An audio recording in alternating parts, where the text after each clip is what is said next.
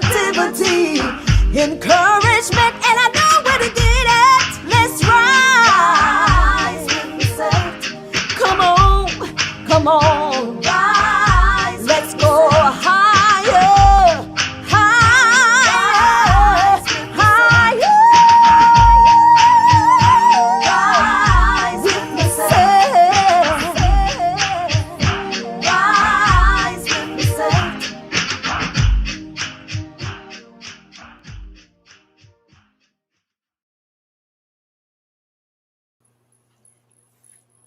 Well, hello, hello, and welcome Hello. to another Rise with, well, let me do it right. Rise with Lisette live talk show. You know, I can be a clown sometimes. I'm telling you, good morning, good morning. So good to be Good here. morning. God is good. It's good to be here. Yeah. This, hey, hey, hey, hey. Hello. I just want you to know that you just got to listen to Glad I Got You by Lisette. As long as you got God, you know what? You're going to be able to make it. Hey, you can go on iTunes and Spotify and YouTube, and you can go on those sites, Amazon, and just search Glad I Got You by Lisette. All right, today we got a special program for you today. Oh, wow. It's so good to be back here to just say hi to everybody out there. I hope you all are doing good. Hope you had a good weekend. I had a great weekend. All Yeah. right, all right. It was my roommate's birthday party. So Friday, and said, I know, looks, listen, as my grandmother used to call it, the devil's nectar. Um, I had the devil's nectar from 11 a.m. till about 3 a.m. Wow. On Friday. But you know Ooh, what? Then we went out. I didn't get home until 9 a.m., but I went to work at 10 a.m. because you know what? If you can't go to work after you party, then you shouldn't be partying. there we go. All right, now you're gonna have to drag it. That's something we used to tell the church folks. You know, we used to tell the young people, say, look, I don't care what you did on Friday, you better have your hind parts in here in church on Sunday. You know, you better you better bring it on in. You know what? This is so good. You know, even in our area, I live in the Carolinas, and we had a severe storm with Debbie on the rising. You know, Debbie was she was doing her thing. You know, and I remember this is really funny because I remember that they said, well, we spotted a tornado in your area. Like they even called my, Kinston? yeah, in Kinston, they even called my street and everything. I said, oh my God. And I said, they said, get in your safe place. So what I did, I took the dog and put him in the kennel and threw him in the closet. And he said, like, what? He was asleep. He said, what in the world's going on?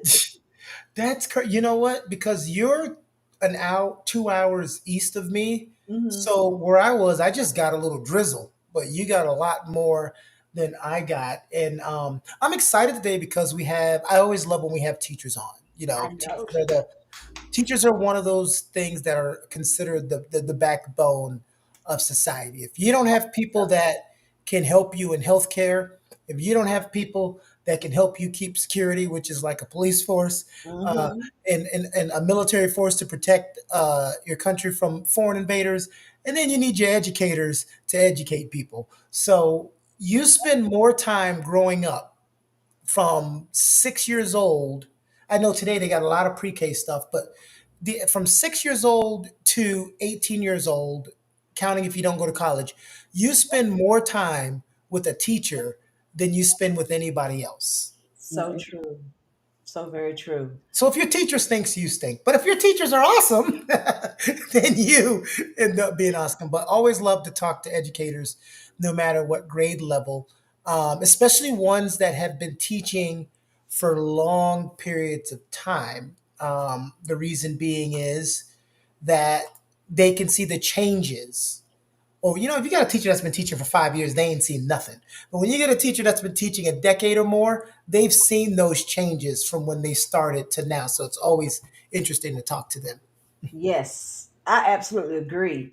I mean, this is going to be a good discussion today. Look, you out there, if you're listening, just know that in the little chat where it says live, the little chat box, on the screen, make sure you chat. Make sure you give your comments and ask your questions and be a part of the conversation this morning.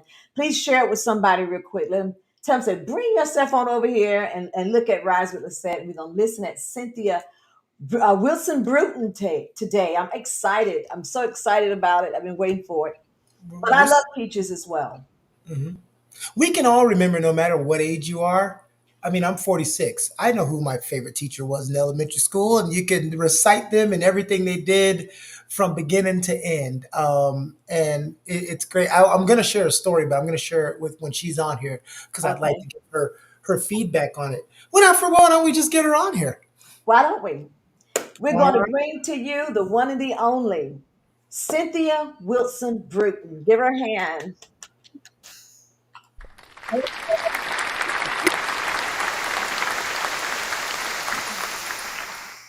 Cynthia, thank you for coming on Rise with Lisette this morning.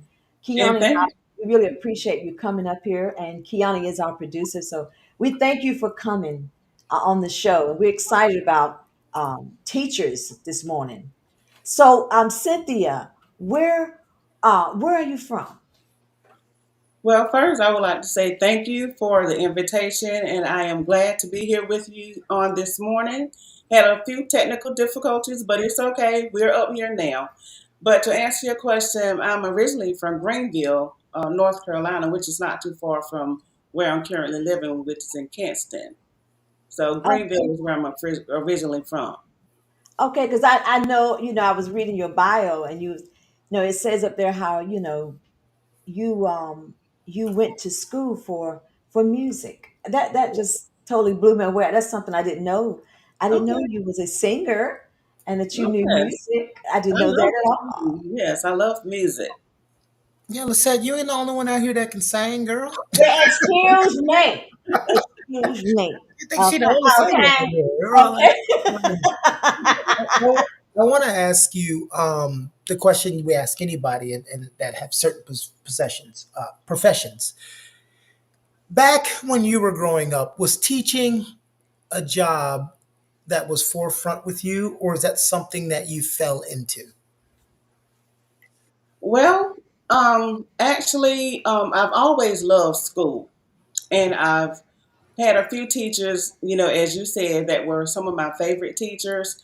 And some of my teachers, because of the way that they taught, the way that they treated their students and acted, or presented themselves, as though they were really interested in education, I decided that was something that I wanted to do, to be a help, to make a difference in children's lives as well, once I graduated from high school. Okay, and you went to school in what era? I actually attended Greenville School, Greenville Public Schools in, let me see, I graduated in 1978 from J.H. Rose High in Greenville, North Carolina. And once I graduated from there, I decided I wanted to go off to school in Raleigh and attended St. Augustine's College. That's awesome. Okay. And I asked you that because, I was born in 78. So I asked you that because I wanted to see what era you went to high school. Because one of the questions I wanted to ask was, what was some of the struggles of going to school in that time period that you experienced? During that time, you said you were born in 78? Uh huh. Okay, and that's the year I graduated. I can't really recall a lot of struggles at that time because I was pretty much a person to myself. I Hmm. pretty much went to school and did what I was while I was there, went to get my education. So I can't really say that I had a lot of struggles. I went to school. I did what I was supposed to do, what was expected of me, to go to engage and, get the education that I needed, so that when I finished high school, that I could go on to college and pursue what I needed to do. Awesome. Did you have any? Did your was your parents excited about you becoming a teacher, or did Well, I can say yes. More so my mother, she was excited about me going off to school and becoming a teacher because, as I had mentioned earlier, I was the first out of eight, to graduate from high school. And so it was exciting that they had a child that was, completing high school, and furthering their education. So, yes, I can say my parents were very excited for me. and when you became, because didn't you get teacher of the year? Yes, my very first year, when I went to Wayne County Public Schools, I was voted as the beginning teacher of the year when I first went to Wayne County Public Schools. That is You awesome. you came out the gate swinging. Well, like I said, I love school. I love what I was doing, and when I went into the field of teaching, I wanted to give it everything that I wanted, the children to have. I gave them everything that I had because I felt like I had a lot to offer them, and so Mhm. yes, I did. I went in swinging. I went in doing everything I need to do to get my children where they needed to be in order to be successful. I know my son said, he said my son Kieran Stevenson, he said he don't know if you taught him or not, but he said he had heard good reviews about you, that you was a good teacher. So did you teach at South? You didn't teach. Did you teach in the Well, city? I was a couple places. I actually started out at Teachers Memorial here in Kinston, Mm-hmm. and then I went to Southeast School, went to Hmm. Southwood, and then when I left from Southwood, I actually left Lennox County Public Schools and I went to Wayne County Public Schools. Okay, I, and So yes. I want to ask you some questions about advantages today because we spend a lot of time. Me and Lisette, we always talk about this. It's every generation's job to say the next generation is out of Mhm. control, right? That's just natural. That's the natural order of things. I Right. want you, instead of us going over these kids and the negatives, I want you to talk about a positive tool or something positive that you like about teaching in school today. Because, for instance, when I went to school, if you were just a little bit behind, you weren't going to make it, you were special, and they were ready to ship you off into a special class, like they taught from one standard. And when I Mhm. go into schools now, I see that when a kid is a little behind, he's not just cast off as he can't get it. They are a lot more individualistic when I go into classrooms today. So that's just an Mhm. example for me. What's an example about now that's something you like that wasn't available for you to do when you first started teaching? Uh-oh, did she freeze? Yes, you did. So I didn't hear the last of your question that you were asking. Okay. Something that you like that you're able to do now in the classroom that you weren't able to do when you started the teaching because of how teaching has evolved. Okay, well, one of the things that I can remember, because as you know, I am retired now. I Mhm. was able to retire in 2020. But while I was there, we had other teachers that worked along with the classroom teacher that was able to pull the child to assess them and see where they were short, whether it was in math or reading or any other Mhm. area, and see where they were short. And when they decided, through testing or whatever, where they were short and where they needed some help, then the teacher and the other teachers would get together and come up with strategies, to help this child so that they could get to the level where they needed to be. And so we would work with that child one on one for at least 15 to 20 minutes, at least 2 or 3 times a week. And that would help them to catch up, to where the other kids were in the classroom. That's such a great tool. Back in my day, they just said put them in the front row and then hit them with a ruler. Okay, No, I loved what you were able to do. no, I've never done that. Those kids that I saw that were struggling, those are the kids that I felt like I needed to devote more time to, or give them additional work, contact their parents, and let them know that I was going to be giving them additional work, and work with them in the classroom as well as send something home with them so the parents could assist them as well. And that way, with all of us working together, we could get that child on the level that they needed to be. That's such a great example Mhm. because my niece would always get in trouble in class, and the teacher said she's always acting out and blah blah blah blah blah. And then when they were doing an Hmm. assessment, one of the teacher said, "Well, why does she have?" They asked the teacher, "How does she have so much free time on her hand?" Well, she always finishes her work within 5 minutes, and then she's done, and she has nothing to do. Well, is Right, she getting an F? No, she's a straight A student. She just acts out, and they're like, right. "Well, with the problem is easy. She needs more work. We need to elevate her. Exactly. Well, I She's." can identify with that because actually we have a son, when he was in elementary school, and he was pretty much like that, and the teacher would call in, let us know that the child was acting out, my child was acting out. Mhm. And so come to find out, the reason why he was acting out was because he was finishing his work earlier than the other kids because it was too easy for him. Yeah, he's a kid. Therefore, she had to start giving him additional work to do to keep him occupied because if he didn't have anything to do, of course, he not that he was being bad, but he was bored. Right. When the work was done, his brain remembers, oh yeah, I'm a kid. I need to do kid stuff. Right, exactly. You know what? I remember when one of my little nephews, he was having problems in school because he had a speech impediment. So the teachers they brought, they brought the family, his mother and I came along with his mother, his grandmother, and so to me at the time it looked like they were like sometimes if you got a problem they'll look at you like you have an issue and you're dumb, just that and the other. And I just told him, I said, you know what, it's possible that maybe he's just bored, that he's more Right. intelligent than what you And think. that's the case a lot And of I said, times. I just want you to know that this young man is awesome. He's a singer, and he's musically inclined. And I said, he's got a lot of greatness in him. Hmm. And I said, just think about, I said, you as a teacher, you don't know who's passing through your class. You don't know who you're teaching. You may be teaching Exactly. the Right. next Barack Obama. You may be teaching the next Kamala Harris, or Exactly. you may be teaching. Who knows? You don't know who you may be teaching, Right. and the way you just shuffle them along like they're nobody.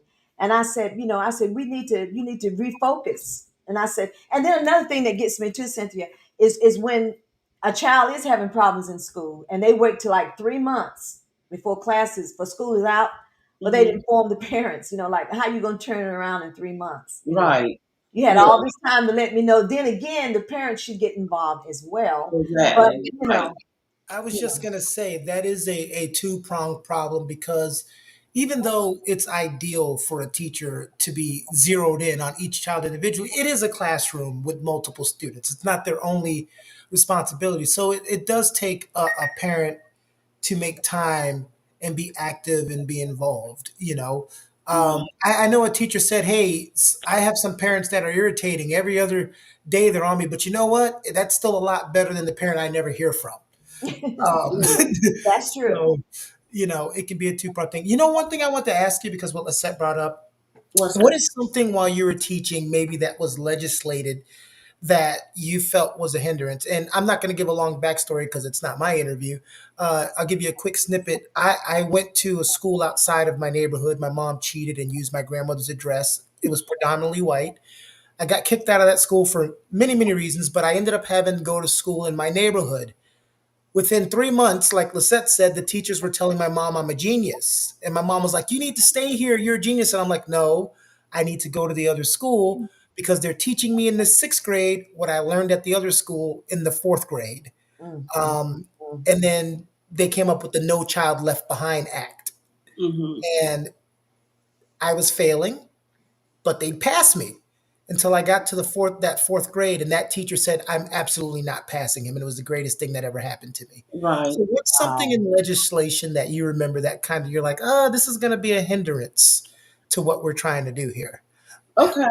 Well, going back to you talk about the No Child Left Behind. I remember when they first started talking about the No Child Left Behind, and personally, to me, when they tried to implement that into the schools, we actually had a lot of children left behind.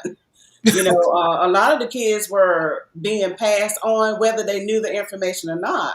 And I know, like my last couple of years of teaching, they had told us that even if the child did not make, say, for example, if they didn't even score at least a 70, you had to pass them with at least a 60, whether they knew the information or not.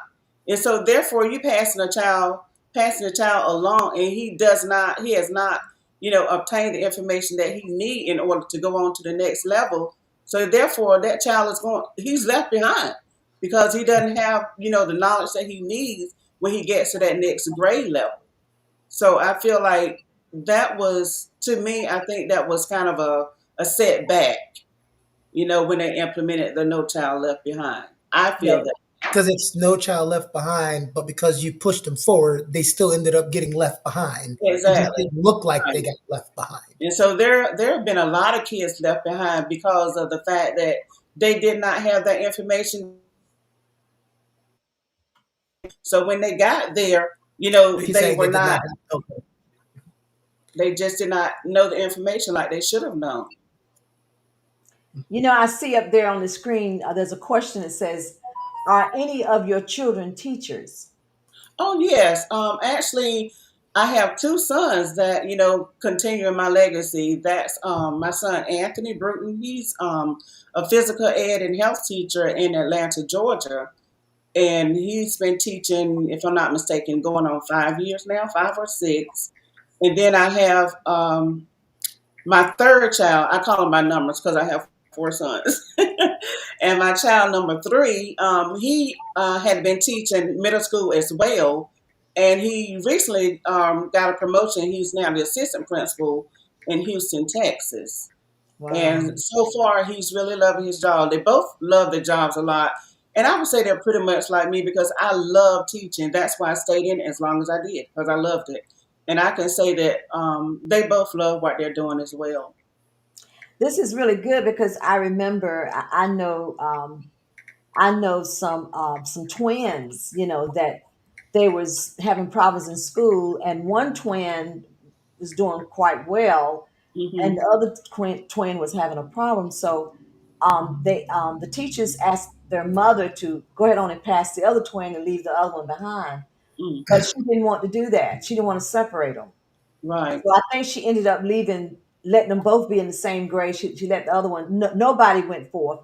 She pulled the one that was Oof, doing good. She pulled them and that's so not she let them stay together. let them stay together. that's not good. And she wished, she said she wished she hadn't have done that. Hmm. She wished she hadn't have done that, but that's what she did Well, I because think because that's an emotion. That's why they always tell you don't make emotional decisions, right? Right, true. Yes, when you make decisions with your emotion, you lessen the logic that you're going to use. And also, I think a lot of times we forget that as we're growing up, everything is a life lesson. I think that's something that gets lost a lot. The Right, world isn't fair. That's why I like those some of those private schools that are a little alternative. And when the parents come and they're mad, and they're like, "Well, my kid needs to be on the team," and it's like, "Well, life's not fair. Your kid's not as special as you think," you right, know. And we need to teach that because as an adult, as we're all adults here, I hire people all the time when I'm like, is this the first time you're hearing no at 32?" Like, um, so I just think people forget about that. These are life lessons we need to learn. Life right. is not fair, it is you know. absolutely. And to talk about a little bit more, um what changes? Well, I would say, what are some of the events that brought change, teaching in our public schools, and how did you cope with the changes? What are some of the changes that the events that brought about change in our public schools? We just, Okay, I'm trying to think. I can't really think of any specific I, event or that's- change that has come across, but the only thing I can think about is like from year to year, like every 5 years, yeah, there you go. they come up. They have to adopt a different either reading or math program for the teachers to teach the children. And I'm like this: if it's working, if it's not broken, why try to fix it? Mm-hmm. So I think those changes that they try to implement a different reading program or a math program every 5 years, I think it doesn't necessarily work Mm-hmm. because of the fact that you've already gotten used to it and you know that it works. So why are you going to change something that's already working? You know, Right. because you can just add something to it if you want to. But that's where I feel like a lot of teachers don't really have the voice when they make those types of changes. It's an administrative change and Mm-hmm. you just have to do it.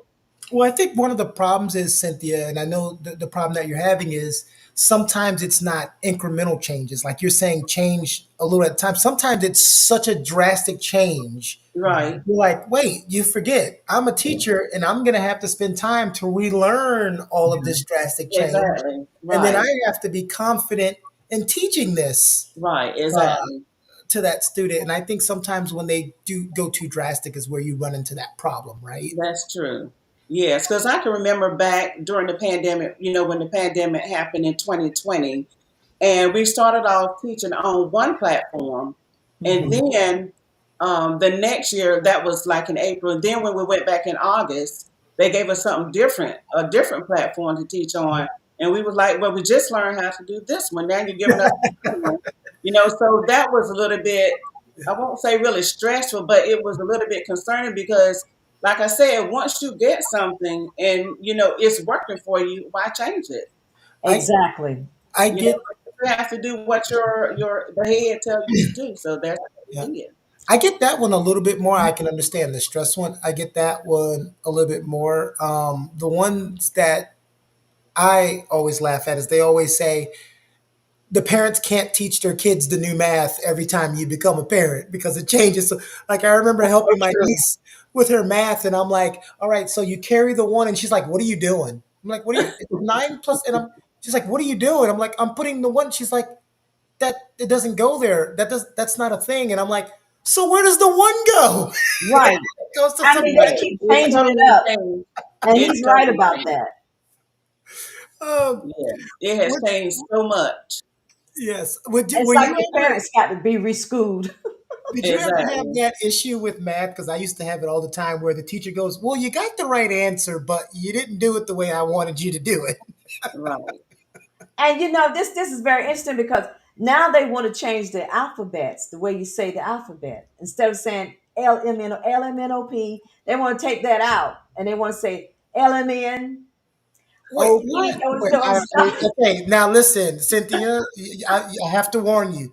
Sometimes Lisette just says stuff No, sometimes. I'm not just saying it. This is true. I heard it on First the of news. all, ain't no one ever wanted you to say elemental P, okay? It's like A B C D E F G H I J K L M N O P. Well, We have said let that. me tell you something, Lisette. When I was teaching, because that's when I ended up teaching kindergarten for the last 10 years, I never taught my children the ABC song because of Really? the fact there is no elemental P in the alphabet.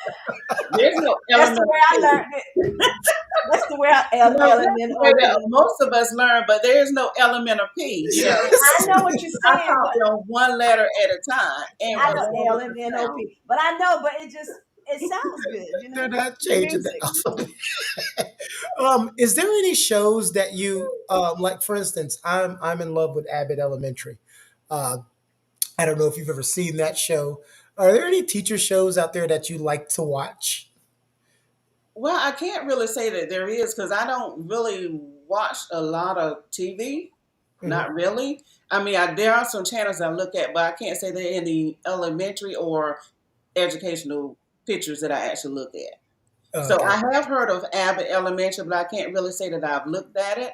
I I looked at Ron Clark, some of mhm, his videos, mhm. and other than that, I can't say there are any. From talking to you, I think you'd enjoy it. I'm giving you homework.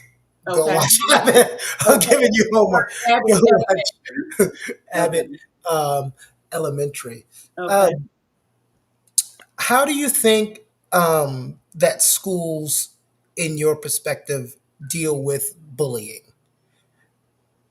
Um, well, I can't speak for any school other than the school that I worked at. Mhm, Okay, now the school that I was working at, when it came to bullying, mhm, I felt like it was handled pretty well.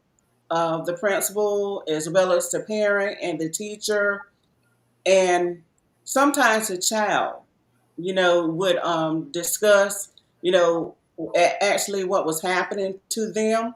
mhm. And so when you came together to talk about it, we came up with reasons or ways that it could be eliminated, how you can avoid being bullying or when someone does bully you to make sure you tell your teacher about it. because sometimes, the child is bullied in the class and they won't tell the teacher, but they're going to tell the parent. But, the teacher can't do it, see everything that's happening in the classroom, especially when you have 20, 25, and sometimes 30 kids in your class. So Right. therefore, I think that the school that I was working at, when it came to bullying, I think it was addressed and it was handled in a very good way. Okay, now this is a bad question. All right, I'm finna get on you, Clarence. Clarence said, "Did you ever have to break up a fight?" Clarence, does anything about Miss Cynthia Bruton say somebody fighting in that class? I don't think she had to break up a fight in her class because it doesn't look like she played. Okay. Well, to answer that question, Clarence, I've never had to break up a fight. Like I said, I work in elementary school and I work with kindergartners, and not trying to put myself up on a pedestal. I didn't have that type of stuff in my classroom because day one, I laid out my rules and my guidelines, and we did not have that. I had fun classes. Mhm. They learned what they were supposed to learn, but we had fun in our classes. I did not have. I honestly can say I did not have any fighting in my classes ever. I already knew that. That's why I'm giving you your homework to watch Abbott Elementary, and I'm telling you, you are Barbara. When you watch the show, just remember, write that name down. You are Barbara. Okay. Okay. Okay. Barbara is played by Cheryl Lee Ralph, by the way. Okay. So you are Barbara. One of the questions I wanted to ask you, and I know this is good. This is going to get Lisette on a talking train. I already know. Okay. In Texas, in some places, they have authorized the Ten Commandments to be placed in school, and now it's something that always comes back up is putting religion back in school. But when we say religion, we're talking about Christianity. My stance on that has always been: if you want to have Christianity in school, send your kid to a private Christian school, because I've always believed that public schools, we have people of different denominations, different religious backgrounds, That's and that right. would be kind of pushing, or putting them down while you're holding yours up. How do you feel about religion being in school? Well, I'll put it like this. I know there are all types of religion. You have all types of kids that's coming into the classroom. I wouldn't say put the Ten Commandments up in the school. I would say, as a teacher, what I would do if I'm Christian, and I can say that I wouldn't try to put what I believe off on anybody, my children or the parents or anybody. So therefore, I would say, if you are a Christian, as I am, and as I was in the classroom, I had things that I did that I didn't just publicize. I had prayer before my kids came into the classroom. I didn't have to go and get everybody and say, let's have prayer. There But you go. because that's what I wanted to do. I Right. did some things that I didn't have to tell others about, because it's what I believe will help my classroom out. And that goes back to why I can tell you I didn't have that fighting or have to break up anything in my classroom, because I prayed over my class. I Okay. prayed over my kids. They didn't know when I was walking around touching them on the shoulders what I was doing. For all they knew, I was just walking around, just checking to see what kind of work they was doing. But I prayed for my kids, Hmm. and That's everybody awesome. believe in prayer, but you don't have to publicize or tell everything that you're doing. You don't have to let your left hand know what your right hand is doing, whatever. That's But true. just do it. That's interesting, because I saw a show on MSNBC last night talking about book banning last night, Hmm. and how some of the parents, they didn't agree with certain things that was going on, books that was being allowed in the school system, and they was complaining about that. How do you feel about banning That's certain something books? that's never gonna go away. I feel like Well, I don't know exactly what books in particular they're talking about banning. Um, I know that they want to like put books in schools talking about sexuality or whatever, gender and all of this. Some things, just like the Ten Commandments, I don't think need to be in the schools. some things you just teach them at home, and hopefully, they will just, just learn it at home and just keep it in mind. I But think that's the part. Oh, I'm I sorry. think Go ahead. everything doesn't need to be in the school system. Yeah, I think that's the part where it gets muddled. Because that's all book banning has been. That's always been a thing forever, and it's never going away. Right. And we want certain things to be taught in the home, and society always gets outraged. This should be taught in the home, and then the problem is you ain't teaching it in the home. And so now I always tell people all the time, they always go, when somebody says, like when a kid comes up and asks a question and they go, well, you're too young to talk about that. And I always tell them, if they brought it up, it's time to talk about it.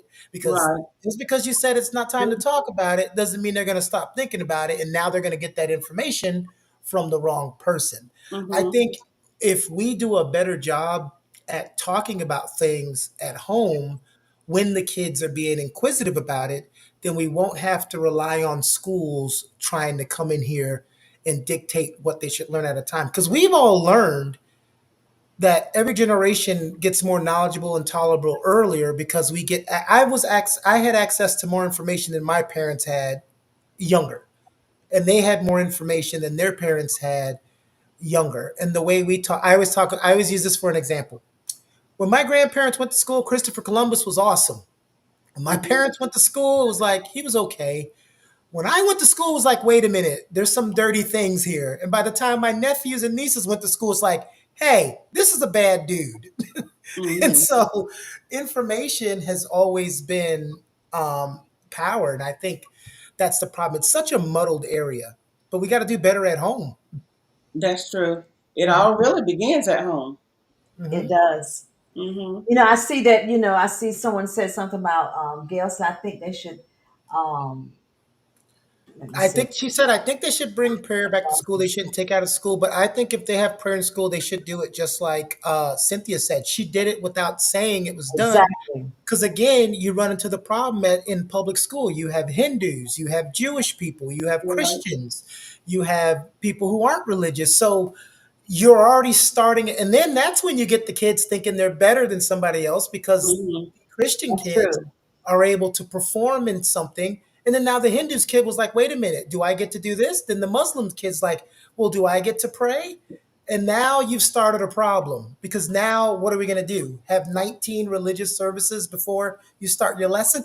Mm-hmm. Just like Cynthia said, pray for your children at home. Pray for them at home. That's what you need to do. Yeah. Pray for them at home. You know Teachers do what? so much already. Like, Because the I prayer think transcends. Mhm. until you become a teacher or if you've never worked at a school, it's just like any job. People think, oh, you just do this job. But when you really, if you're going to those teacher parent conferences, if you're actually talking to your teacher and you see what your teacher deals with on their side on a daily Mm-hmm. basis, you'd be a lot more understanding. Exactly. And let me add this, Kiana, because I taught kindergarten, Hmm. and I think back in the day, people thought kindergarten teachers, all you did, you just had your kids in your class and they were just running around playing and just Yeah, having fun playing, and all that. sleeping, coloring, and eating lunch. That went out the window years ago. When the Yeah. kids come in, they pretty much have time to come in, unpack, and do whatever, and then it's structured the rest of the day. I Hmm. mean, kindergartens have to learn math, science, social Hmm. studies. They have to learn all those things just as well as the middle school and the high school student. Wow. So they did not come in the classroom and start playing or have dramatic play like they used to have years ago. When they Hmm. came to school, they worked just like the middle school and high school students. So, kindergarten teachers are not babysitters. We were educators. We had to teach the kids as well as everybody else did. Yeah, and well, Clarence said your teacher is not your pastor, but I want to make that a little nicer. I know Clarence is nice. What that also means is you don't know the denomination of the actual teacher. That's That's You true. true. know, so if the teacher is Muslim, why would he want to do Christian prayers in school? So that's when it becomes. That's why I always say there are private schools. My sister wanted her kids to have that, so she's a single mom of four. She scraped her pennies she used me and her other family members, and she sent all four of them to a Christian elementary, junior high, and high school public. And she's not rich; she's a library assistant. You Hmm. know, so you've got to find those ways if you want them to have those values. So, fun question. All right.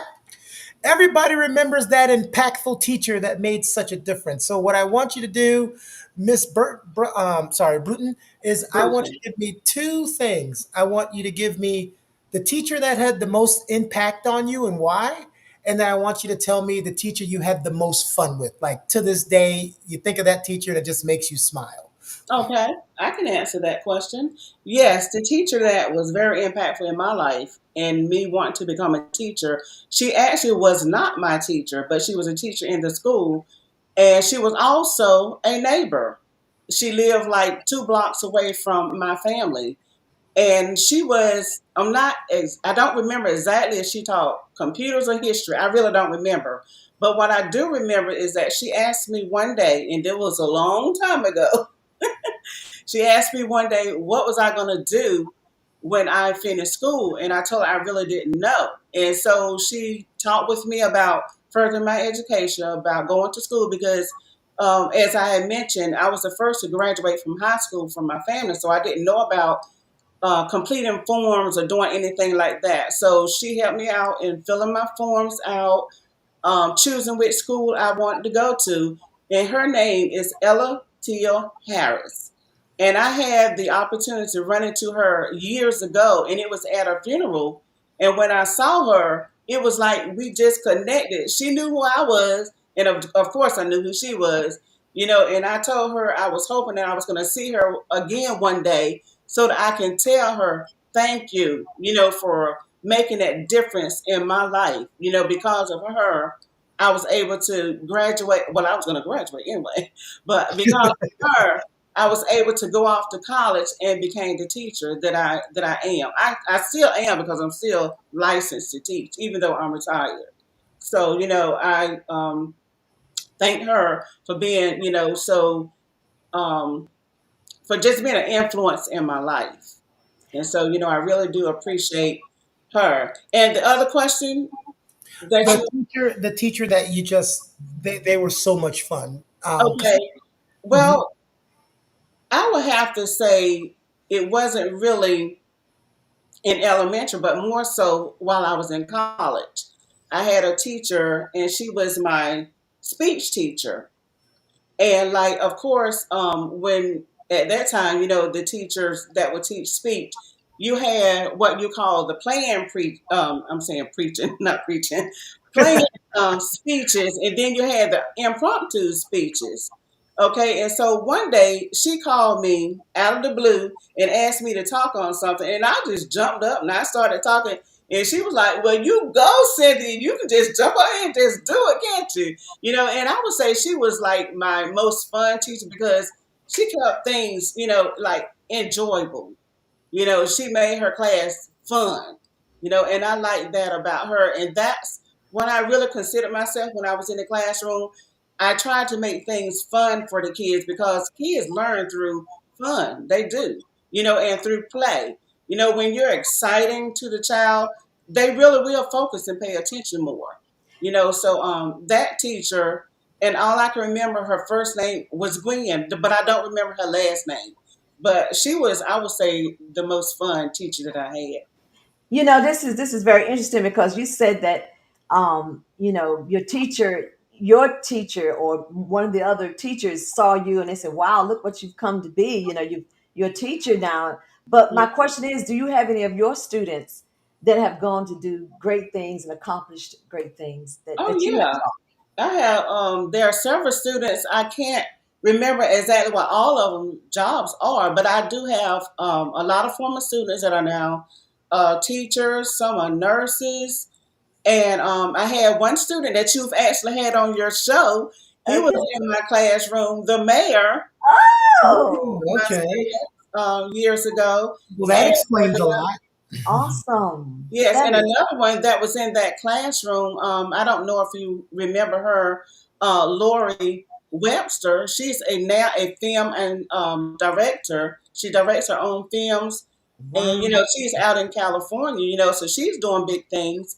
Um, I ran into one of my students, and some of I have not seen them since second grade, but they remember me. When they see me, they say, "Hi, Miss Bruton, you remember me?" And I'm like, "Well, some of them I do, and some of them I don't." And she was telling me how she had her own child care center. So yes, I have quite a few students that have gone on and become really successful. They have very rewarding careers. So yes. Okay, so tell us some silly things the mayor did. No, I'm just kidding. Don't do that. Well, we got a treat for you, Cynthia, What? because we don't want to run out of time. So, but we're gonna have you stick around because I want you to hear this and also comment on it. So, we have a treat for you. You get to stick around for one of our segments that's called "Dining Stories with." Here we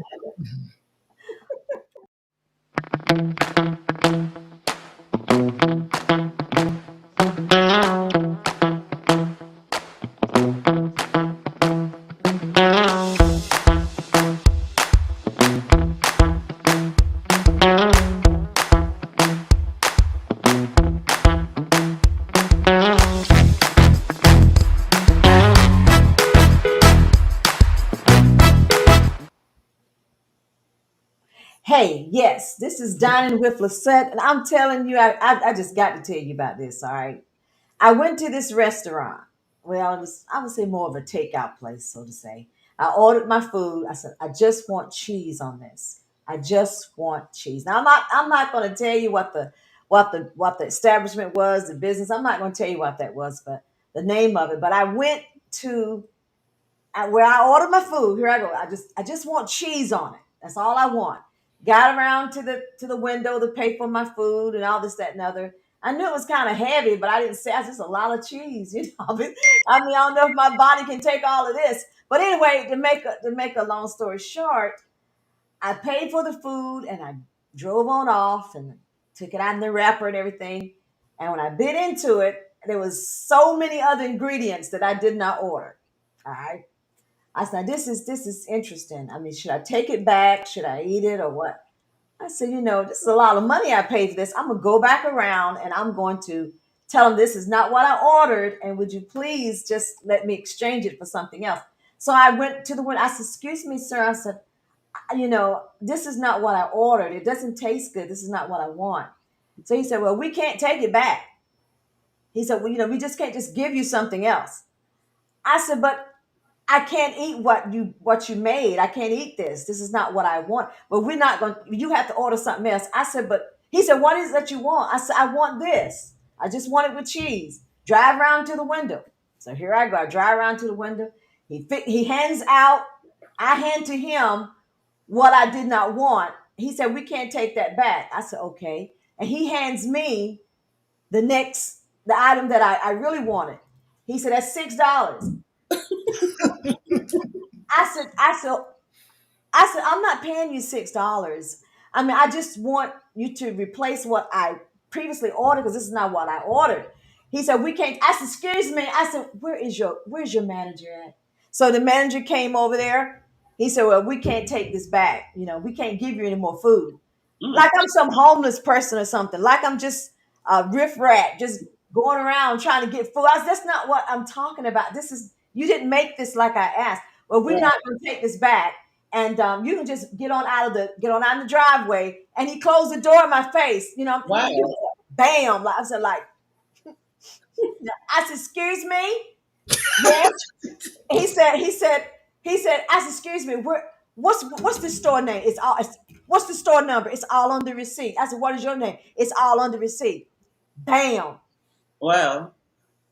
I said, okay. I said, we're gonna see how this gonna work. I said, I could go inside the store and act like a preteen fool, or I could sit in this car and not move, knowing that nobody else can get their food either until you happen to come back to the window and talk with me like you're supposed to. So that's what I'm saying. So you can see them in the background. It was so funny. You could see them through the window. They over there looking back like, she ain't gone yet. No, I'm not gone. So they're sitting there looking. I said, okay, great, great, great, great, great. Next thing I know is, I said, I'm not moving. Someone ordered. I knew I was supposed to move on out of the way, but no, I sat right there. I said, that's fine. That's fine. So then he said, ma'am, he said, you're gonna have to leave. You have to move your car and drive on away from here. You know what I'm saying? I'm saying, like, I said, I'm not going anywhere. I said, I want to speak with your manager. The manager does not want to talk with you. And he's right. I can see him right from a distance. I can see him right over there. He does not. I said, well, you tell him for me that he has a nasty attitude. Not only that, he don't know how to talk to his customers, and above all of that, I took the set. I said, you tell him he ain't it. How about that? And I drove off. Okay.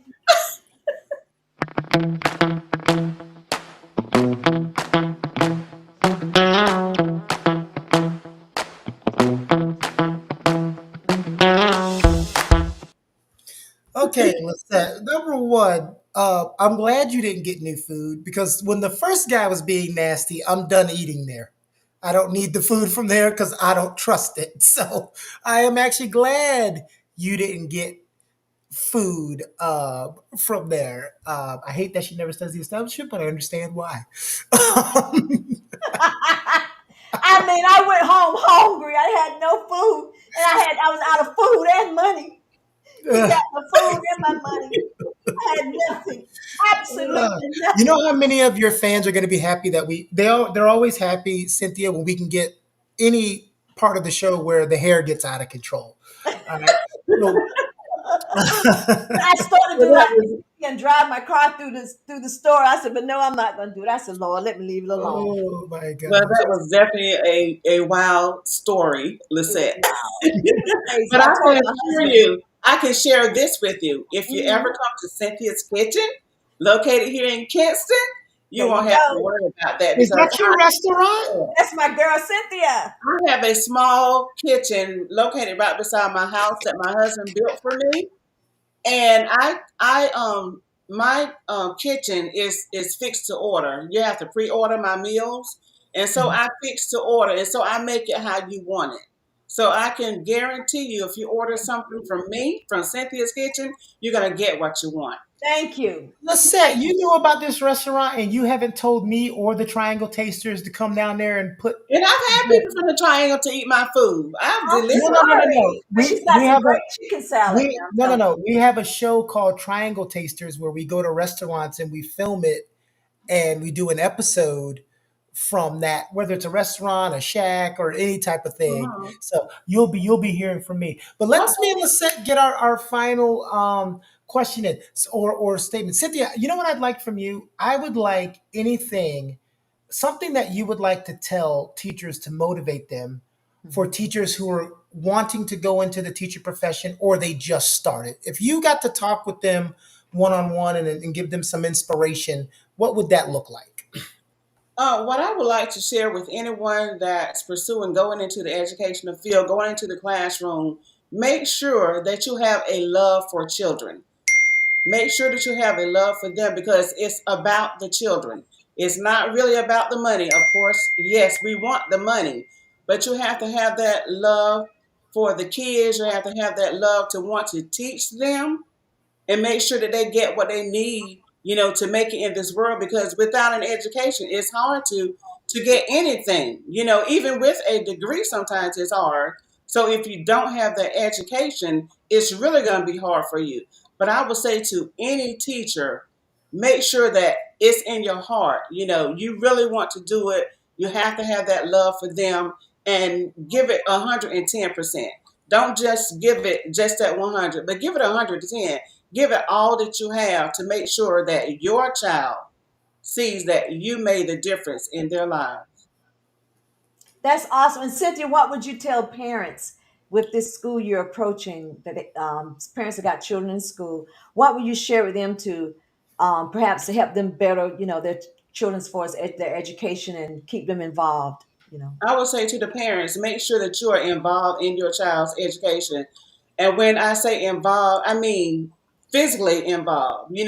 Go to the schools, make sure you check in your children, make sure they have their homework, whether it's elementary, middle, or high school. It doesn't matter if they're high school. Check with them anyway and see if they have any assignments that need to be done. I know when my kids were in high school, not the principal, but the teachers could email the parents, back and forth.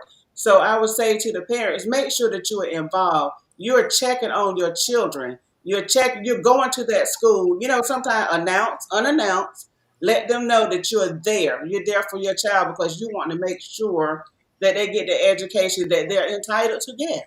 Because that's why we're there to teach those children. So if you never show up to the school, you never show up for any of those teacher parent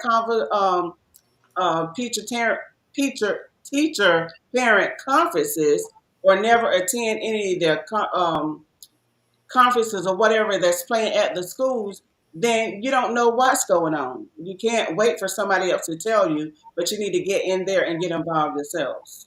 And also, what would you say to those teachers themselves that are now teaching, and that they are kind of How burnt you down, gonna steal half my question? and that they are I burnt, said no, no, no, and no. that they No, no. We gonna fight on air. I said we both get one question, and come you gonna on. ask two. Yeah, I've been wanting to ask this question.